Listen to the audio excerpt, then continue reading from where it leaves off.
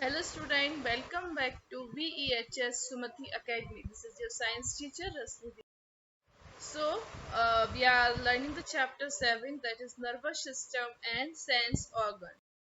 So in the previous video we have learned about the nervous system and also the parts of brain. Now in this video today we will learn spinal cord. Okay, as we all know that the nervous system is made up of brain, spinal cord and nerves. Okay, in the first video we have learned about this. There's a nervous system is made up of uh, brain, spinal cord and nerves. So in the uh, in the previous video we have learned about the brain. Now we have to learn about the spinal cord. As in the picture you can see the spinal cord in our body. Okay, in the picture you can easily understand the spinal cord in our body. Now spinal cord, it is a continuation of medulla oblongata. Okay, medulla oblongata I have already explained. It is a bulb-like structure below the cerebellum. Okay, it is a bulb-like structure below the cerebellum, and this spinal cord, it is a continuous of medulla oblongata, and it is continuous downwards, giving away nerves. Okay, continuous downwards. So you can see in the picture also, as it is a very delicate structure of our body. It is a very delicate structure of our body, and it is present within a bony structure. It is present within a bony structure, or we can say it is present in the vertebral column. Okay, this is the spinal cord. It is continuous of the medulla oblongata. Where is the medulla oblongata? We have already learned it is a bulb medulla. It is a bulb-like structure below the cerebellum.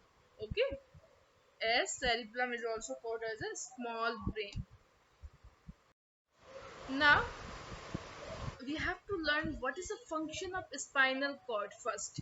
So as in the previous video I have explained that whatever we first got the stimulus, or whatever we get excitement or some signals, so first it will goes to the spinal cord. Okay, first it will goes to the spinal cord, then spinal cord send these signals to the brain. Again brain gives the response for these signals to the spinal cord, and the spinal cord gives the response to the respective sense organs. Okay, so this is the function of spinal cord. Now we have to learn the reflex action. Reflex action. Okay, first, spinal cord helps in emergency actions or automatic action. Okay, spinal cord helps in emergency action or automatic actions or reflex action. Okay, we can say emergency action, automatic action or reflex action.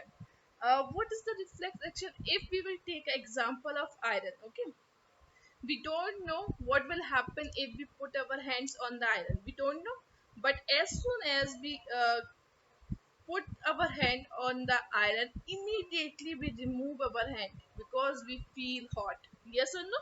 Okay, this happened with the iron. Okay, we don't know what happened if we put our hand on the iron, but as soon as we put our hand on the iron, we immediately remove our hand from the iron because we feel the hot. So now you can think, in this whole process our brain is not involved. Okay, in this whole process our brain is not involved, but the spinal cord is involved. So this is called the emergency actions, or which is also called as a reflex actions, which is controlled by the spinal cord.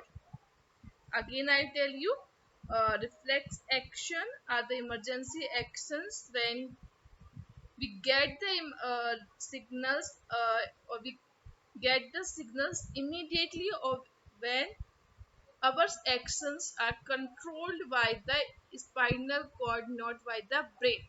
As we all know that our whole body functions are controlled by the brain, but there are some actions which is not controlled by the brain. but it is controlled by the spinal cord, which is called as a reflex action or emergency action. Okay, so I think now you have understood what is reflex action. Okay, now we have learned three topics: nervous system, the brain, and spinal cord.